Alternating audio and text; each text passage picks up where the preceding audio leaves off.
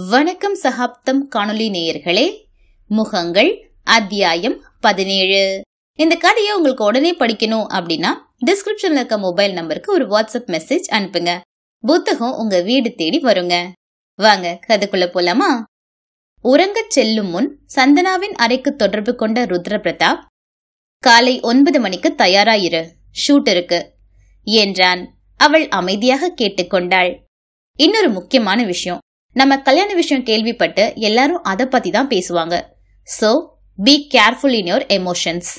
அவளை எச்சரிப்பது போல் இருந்தது அவனது குரல். கோபம் முணுமுணுவென்று நுனிமூக்கு வரை வந்தது அவளுக்கு.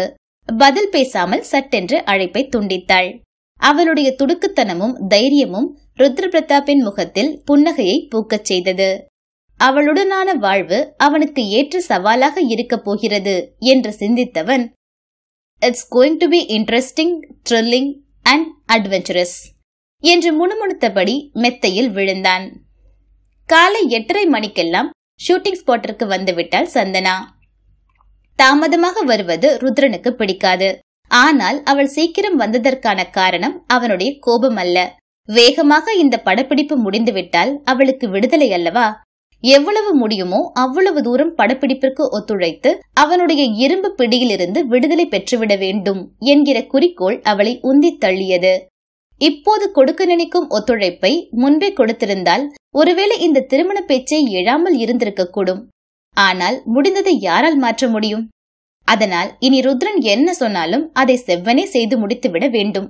எவ்வளவு சீக்கிரம் முடியுமோ அவ்வளவு சீக்கிரம் இந்த நரகத்தை விட்டு, முக்கியமாக இந்த ருத்ர பிரதாப்பை விட்டு தூரமாக போக வேண்டும் என்று முடிவெடுத்திருந்தாள். அதனால்தான் அரை மணி நேரம் முன்னதாகவே வந்துவிட்டாள். ஷூட்டிங் ஸ்பாட்டின் செட் டிசைனரிடம் ஏதோ தீவிரமாக பேசிக் கொண்டிருந்த ருத்ர பிரதாப் அவளை பார்த்ததும் பாராட்டுதலாக சிரித்தான். பதிலுக்கு சிரிக்க முடியாததால் தலை கவிழ்ந்து கொண்டாள். உடன் வேலை செய்யும் அத்தனை பேரும் நந்தினிக்கும் ருத்ர பிரதாப்பிற்கும் வாழ்த்து தெரிவித்தார்கள். ஓர் ஆழமான புன்னகையுடன் அவர்களது வாழ்த்துக்களை ஏற்றான் ருத்ர பிரதாப். இவளோ ஒருவாறு சிரித்தார் போல் நன்றி சொல்லி சமாளித்தாள். அன்றைய படப்பிடிப்பு மொத்தமும் காதல் காட்சிகளாக இருக்க திணறி போனாள் சந்தனா. Cut cut. மானிட்டரை பார்த்தபடி எரிச்சலுடன் எழுந்த ருத்ர பிரதாப் சந்தனாவை பார்த்ததும் நிதானித்தான். அவளை திட்டவும் முடியாது, திட்டவும் கூடாது. ஆனால் டேக் ஓகே ஆக வேண்டுமே. மனதிற்குள் காம் டவுன், காம் டவுன் என்று உரு போட்டவன் அவர்களை நெருங்குகையில் மித்ரன் அவளுடன் ஏதோ பேசிக் கொண்டிருந்தான். சந்தனாவின் முகம் கோபத்தில் சிவந்தது. இருப்பினும் தன்னை நோக்கி நடந்து வரும் ருத்ரனை கவனித்தவள் தன்னை சமன்படுத்திக் கொண்டாள். அவர்கள் அருகில் வந்த ருத்ர பிரதாப் சில்வர் ஷீட்டை பிடித்திருந்த சங்கரிடம் அவனுக்கு மட்டும் கேட்கும்படி குரலை தாழ்த்தி பேசினான். என்னவா மித்ரனுக்கு? ஷாட் ஓகேயாக விடாம நந்தினி கிட்ட ஏதோ பேசி அவங்கள அப்செட் பண்றாரே என்று கேட்டான். இந்த கேள்வியில் கலவரமானான் சங்கர். ஹீரோ ஹீரோயினின் முகம் பொலிவாக தெரிய அவர்களின் மீது அதிக வெளிச்சம் பட வேண்டும். அதற்காக ஷூட்டிங்கில் சில்வர் ஷீட்டை பயன்படுத்துவது வழக்கம். சில்வர் ஷீட்டை பிடித்திருப்பவர் மட்டுமே படப்பிடிப்பின் போது நடிகர்களின் அருகே நிற்க முடியும். அதனால் மித்ரன் எது பேசியிருந்தாலும் அது நிச்சயம் சங்கரின் காதில் விழுந்திருக்கும் என்று தெரிந்துதான் கேட்டான் ருத்ர பிரதாப். ஆனால் சங்கர் தயங்கினான். அவனது வெளிரிய முகம் ருத்ரனின் சந்தேகத்தை உறுதிப்படுத்தியது. சொல்லு சங்கர் என்றான் அழுத்தத்துடன். வந்து மேடம் கிட்ட பர்சனலா முடிக்க முடியாமல் எச்சில் விழுங்கினான். உள்ளே எழுந்த கடும் கோபத்தை உள்ளுக்குள்ளேயே அடக்கினான். சங்கரை மேலும் தர்ம சங்கடத்தில் ஆழ்த்த விரும்பாமல் சந்தனாவின் அருகே சென்றவன் உரிமையாய் அவளது கரம் பற்றினான். என்னாச்சு டியர், எனி ப்ராப்ளம் என்று மித்ரனை பார்த்தான். அவன்தான் ப்ராப்ளமா என்று கேட்காமல் கேட்டன அவனது பார்வை. உடனே மித்ரனோ, நீங்களே பாருங்க ருத்ரன், என்னவோ ஃபர்ஸ்ட் டைம் ரொமான்ஸ் சீன் நடிக்கிற மாதிரி she is getting tensed என்று சந்தனாவின் மேல் பழையை தூக்கி போட்டான். அப்படியா நந்தினி, ஆர் யூ ஓகே? அவளது நெற்றியை தொட்டு பார்த்தவனின் குரலில் வழக்கமாக இருக்கும் கண்டிப்பு துளியும் இல்லை. அவள் பார்வை வியப்புடன் அவன் முகத்தில் படிந்தது. காற்றில் கலைந்திருந்த அவளது நெற்றி முடியை காதோறும் ஒதுக்கிவிட்டபடி, நாம வேணும்னா ஒரு பிரேக் எடுத்துக்கலாமா என்றான். அவனுடைய கண்களோடு பின்னிக் கொண்டிருந்த பார்வையை பிரித்தெடுக்க முடியாமல் வேண்டாம் என்பது போல் தலையசைத்தாள். Are you sure? அவன் கண்களில் தெரிந்த அக்கறை உண்மையா அல்லது மாயையா? புதிருக்கு விடை தேடி இன்னமும் ஆழமாக அவனுடைய பார்வையை ஆராய்ந்தாள். என்னாச்சு? அவனுடைய தோள்களை மென்மையாக பிடித்து சிறு அழுத்தம் கொடுத்து அவளை தன்னிலைக்கு மீளச் செய்தான். மலங்க மலங்க விழித்தாள். டேக் போகலாமா இல்ல பிரேக்? இல்ல, நான் பண்ணிடுறேன். ஓகே, ஒரு ரிஹர்சல் எடுத்துக்கலாமா? It's a very simple and neat scene. என் கண்ணை பாரு என்றான். இவ்வளவு நேரமாக அதைத்தானே பார்த்து கொண்டிருக்கிறாள். அவளுடைய கையை பிடித்து அதில் சிறு அழுத்தம் கொடுத்து வசனத்தை பேச ஆரம்பித்தான். எனக்கு சாரி சொல்ல தெரியாதுதான், இருந்தாலும் என்றவனது கண்கள் அவளிடம் யாசித்தன. எத்தனை ஜீவன் அந்த கண்களில்! சந்தனா கட்டுண்டு நின்றாள். அவன் பார்வையிலிருந்து மீள முடியவில்லை அவளுக்கு. I'm sorry Mirudhula. You're in my heart so deeply. உன்னை இழக்க நான் விரும்பல. I want you to forgive me. Please. அவனுடைய முகத்தில் தோன்றிய உணர்வுகள் அவளை தடுமாறச் செய்தன. இதுதான் நடக்கிறது என்று அவள் சிந்திப்பதற்குள் சட்டென்று அவளது இடையை பற்றி தன் புறம் இழுத்தான். அவளது நெற்றியோடு அவனது நெற்றியை சேர்த்து இருவரது மூச்சுக்காற்றும் ஒன்றோடொன்று உரச, ஐம் சாரி, வெரி சாரி என்று வசனத்தை முழுவதுமாக பேசி முடித்துவிட்டான். சந்தனாவின் இருதயம் அதிவேகமாக துடித்தது. கண்கள் கலங்கின. ஷூட்டிங், நடிப்பு, நந்தினி, டைரக்டர், வசனம் என்று மூளை ஏதேதோ வார்த்தைகளை சேர்த்து கோர்த்து அவளுக்கு எதையோ சொல்ல முற்பட்டது. ஆனால் மனம் அவனுடைய மன்னிப்பிலேயே ஆழ்ந்துவிட்டது. அது வெறும் வசனமாக இல்லாமல் அவளுக்கு அவன் செய்த கொடுமைகளுக்கெல்லாம் உண்மையாகவே வருந்தி மனதார மன்னிப்பு கேட்பது போல் அவளுக்கு தோன்றியது. வெறும் கற்பனைதான், மாயைதான். ஆனால் அந்த மாயையிலிருந்து மனம் வெளியேற மறுக்கிறது. அந்த கற்பனையால் அவளுள் ஒருவித நிம்மதி படர்வதை அவளால் தடுக்க முடியவில்லை. பெர்ஃபெக்ட்! பிரகாஷின் கணீர் குரல் அவர்களின் மோன நிலையில் கொடூரமாக குறுக்கிட்டது. அதைத் தொடர்ந்து பெருத்த கரகோஷமும் அவர்களை சூழ்ந்து கொண்டது. சட்டென்று சுயநினைவுக்கு மீண்டவள் பதட்டத்துடன் ருத்ரனை விட்டு விலக முற்பட்டாள். ஆனால் அவனிடம் எந்த பதட்டமும் இல்லை. வெகு நிதானமாக அவளை விடுவித்தவன், இவ்வளவுதான், it's very simple, okay, take போலாமா என்றான். அவள் பதில் சொல்வதற்குள் பிரகாஷிற்கு கட்டை விரலை உயர்த்தி சைகை காண்பித்தான். சந்தனாவிற்கு வேறு வழியில்லை. மனதை கட்டுக்குள் கொண்டு வந்தாள்.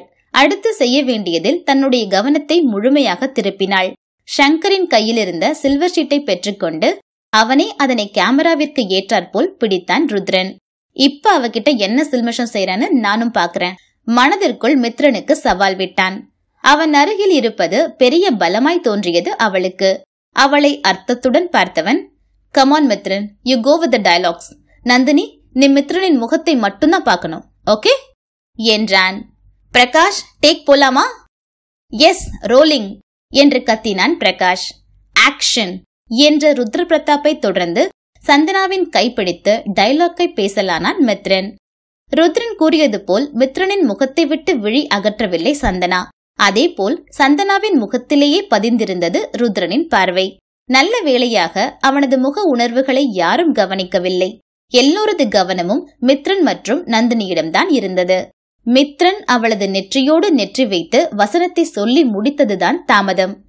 கட் என்றவன் தொடர்ந்து டேக் ஓகே என்றபடி கையிலிருந்த ஷீட்டை விசிறி அடித்தான். சந்தனாவை தவறியும் அவன் பார்த்து விடவில்லை. பார்த்திருந்தால் அவளது முகத்திலிருந்த கோபம், இயலாமை, எரிச்சல், அருவருப்பு என்று அத்தனை உணர்வுகளையும் அவனால் பார்த்திருக்க முடியும். அதனால்தானோ என்னவோ அவன் பார்க்கவில்லை. பிரேக், டிஸ்பர்ஸ் என்று கத்திவிட்டு வேகமாக கேரவனை நோக்கி நடக்கலானான். அவனை பின்தொடர்ந்து கேரவனுக்குள் சென்ற பிரகாஷையும் அவன் பார்க்கவில்லை. மொத்தத்தில் அவனுக்கு யாரையுமே பார்க்க பிடிக்கவில்லை. ஆனால் பிரகாஷ் விடவில்லை. மானிட்டரை பார்க்காமலே ஏன் டேக் ஓகே பண்ணன? கண்டிப்புடனே தான் கேட்டான்.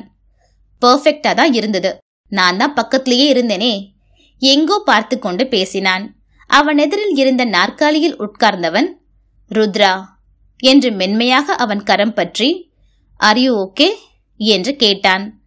ஆம் என்பது போல் தலையசைத்தவன், என்னோட சிகரெட் எங்க என்று தீவிரமாக சிகரெட்டை தேட தொடங்கிவிட்டான். என்னாச்சு இவனுக்கு? மானிட்டரை பார்க்காமலேயே டேக் ஓகே பண்றான். ஒரு மார்க்கமாவே இருக்கானே.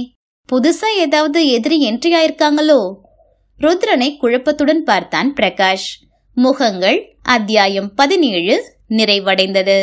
அத்தியாயம் 18. ஷபாடா, ஒரு வழியா இன்றைய ஷூட் முடிஞ்சதுரா சாமி.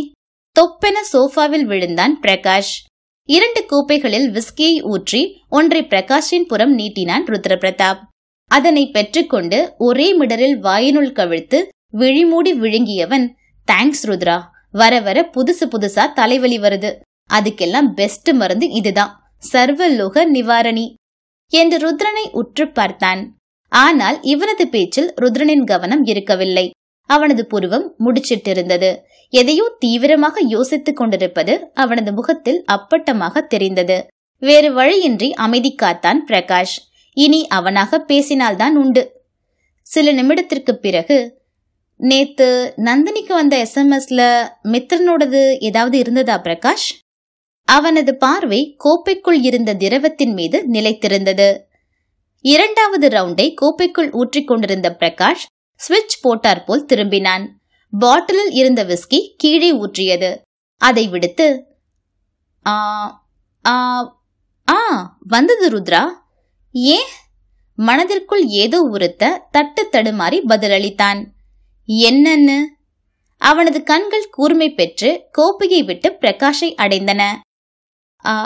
அது வந்து உதடுகள் தந்தியடிக்க தொடங்கிவிட்டது பிரகாஷிற்கு. அவனையே உறுத்து விழித்த ருத்ரனின் பார்வையின் தாக்கத்தை பிரகாஷால் தாங்க முடியவில்லை. வேண்டா ருத்ரா, விட்டுட, இந்த ஃபீல்ட் இதெல்லாம் சகஜம்தானே. அவனை சமாதானம் செய்ய முயன்றான்.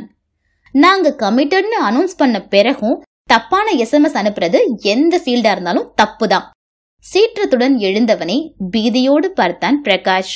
நல்ல வேளையாக கதவு தட்டப்பட்டது. இருக்கையிலிருந்து எழுந்து விட்டதால் ருத்ரனே சென்று கதவை திறந்தான். அப்பாடா என்றிருந்தது பிரகாஷிற்கு. அவன் நினைத்ததும் சரியாகிவிட்டது. ருத்ரனுக்கு எதிரிகள் அதிகரித்திருக்கிறார்கள். முதல் எதிரி சந்தனாதான், அதில் துளியும் சந்தேகமில்லை. அடுத்து கிருபாகரன், அஸ்வின், சஞ்சய். இன்றைக்கு இந்த லிஸ்டில் புதுவரவு மித்ரன். இன்னும் என்னெல்லாம் நடக்குமோ? மனதிற்குள் இருக்கும் பயத்தை இன்னொரு பெக்கை ஊற்றி போக்க முயற்சித்தான் பிரகாஷ். ருத்ரன் கதவை திறக்க வெளியே தேவ் நாயர் நின்றிருந்தான். சார், சஞ்சய் உங்களை தேடி வந்துட்டு இருக்காரு. உள்ள அனுப்பட்டுமா இல்ல ஏதாவது சொல்லி திருப்பி அனுப்பிடவா என்று கேட்டான். நேரா இங்க வந்தா உள்ள விடு தேவ். அர்த்தத்துடன் தேவை பார்த்தான். அவனும் புரிந்து கொண்டவனாய் தலையசைத்து விட்டு சென்றான். சந்தனாவின் ரூமினுள் சஞ்சய் நுழைந்த அன்று இரவே தேவை சந்தனாவிற்கு காவல் வைத்து விட்டான் ருத்ரன். சந்தனாவிற்கே தெரியாமல் அவளை காவல் காத்த தேவ் நாயர் அனாவசியமாக யாரையும் சந்தனாவை நெருங்க விடுவதில்லை. ஆனால் மித்ரனை அவனால் தடுக்க முடியவில்லை. கதையின் நாயகன் அவன். ஏதாவது பிரச்சனையாகிவிட்டால் படப்பிடிப்பு நிறுத்தப்படக்கூட கூடும். அதனால் ருத்ரனின் காதுகளில் மித்ரனை பற்றி போட்டு வைத்ததோடு சரி. கதவை மூடிவிட்டு உள்ளே வந்த ருத்ரனிடம், யாரும் டிஸ்டர்ப் பண்ண வேண்டான்னு தேவ்கிட்ட சொல்லிட்டு தானே வந்தோம் அலுப்புடன் கேட்டான் பிரகாஷ். வர்றது சஞ்சய், ஸ்டாப் பண்ண முடியாது, வரட்டும் என்ற ருத்ரன் தளர்வாய் சோஃபாவில் சாய்ந்தான். சில வினாடிகளில் கதவு தட்டப்பட்டு உள்ளே நுழைந்த சஞ்சய் நேரே ருத்ரனின் முன் வந்து நின்று கை நீட்டி, கங்க்ராச்சுலேஷன்ஸ் ருத்ரன், கமிட் ஆயிட்டீங்க, ட்ரீட் இல்லையா? நக்கலுடன் சேர்த்து வன்மம் இருந்தது அவன் குரலில். அதனை அங்கிருந்த இருவராலும் தெள்ள தெளிவாக உணர முடிந்தது. ஆனால் பதிலளிப்பவனும் சாமானியன் இல்லையே. Oh, thank you Sanjay. Why not? ஒரு கிராண்ட் ட்ரீட்க்கு ஏற்பாடு செய்திடலாம். Why don't you join us for the drink now? என்று இருக்கையை காண்பித்தான் ருத்ரன். பிரகாஷ் மனதிற்குள் கடுப்பானான். சும்மா கிடக்கிற சனியனை தூக்கி பனியனுக்குள்ள போட்டுக்கணுமா? அவனே போறேன்னு சொன்னாலும் கூப்பிட்டு வம்பிழுக்கிறானே என்று நினைத்தபடி ருத்ரனை முறைத்தான். ஒய் நாட் என்று சிரித்தபடியே அமர்ந்தான் சஞ்சய். 2-3 ரவுண்ட் எந்த பிரச்சனையும் இல்லாமல் சென்றது. 4வது ரவுண்டில் சஞ்சய் பேசினான். நாம் ஒரு டீல் போட்டுக்கலாமா ருத்ரன்? பீடிகை அதிகமாகவே இருந்தது. கூர்ந்து கவனித்தான் பிரகாஷ். என்ன டீல்? சாதாரணமாகவே கேட்டான் ருத்ரன். சிறு அமைதிக்கு பின், ஒரே ஒரு நாள் சந்தனாவ என் கூட அனுப்பி வைக்கணும் என்றவனது கண்களில் இச்சையும் எதிர்பார்ப்பும் இருந்தது. உலகம் எதிர் திசையில் சுற்றுவது போல் இருந்தது பிரகாஷிற்கு. எப்படி இந்த தைரியம் வந்தது இவனுக்கு? அதிர்ச்சியோடு நடப்பதை பார்த்து கொண்டிருந்தான். உண்மையில் போதையின் வீரியம் இல்லாவிட்டால் இந்த டீல் பேசும் தைரியம் அவனுக்கு வந்திருக்காது. அளவு கடந்த ஆசையும் மதுபோதை கொடுத்த துணிவும் அவனை அப்படி பேச வைத்தது. கண்கள் கோபத்தில் சிவந்து விட்டாலும் நிதானத்தை கைவிடாமல், சொல்லு சஞ்சய், ஏதோ டீல்னு சொன்ன போல இருக்கு என்றான் அலட்சியமாக. எஸ், டீல் தான். நான் கேட்டபடி சந்தனாவை நீ அனுப்பிட்டா குகைக்குள்ள நடந்த ரகசியம் ரகசியமாவே இருக்கும் என்றான் கயமையுடன். அனுப்பலனா? சிவந்திருந்த கண்கள் எங்கே வெளியே வந்து விடுமோ என்று அஞ்சும் அளவிற்கு அவனை முறைத்து பார்த்தான் ருத்ரன். நீ நந்தினிய கொன்னுட்டு சந்தனாவை நந்தினியா நடிக்க வைக்கிறன்னு சாட்சி சொல்லுவேன். That's all. அவன் பேசுவதை முழுமையாக கேட்டுவிட்டு இருக்கையில் சாவதானமாக சாய்ந்து அமர்ந்தான். அவனுடைய அலட்சிய பாவம் சஞ்சயை யோசிக்க வைத்தது. அதற்கு தகுந்தாற்போல்தான் அவனும் பேசினான். Right Prakash, mister Kirubakaran phone நம்பரை சஞ்சய் கிட்ட கொடுத்துடு.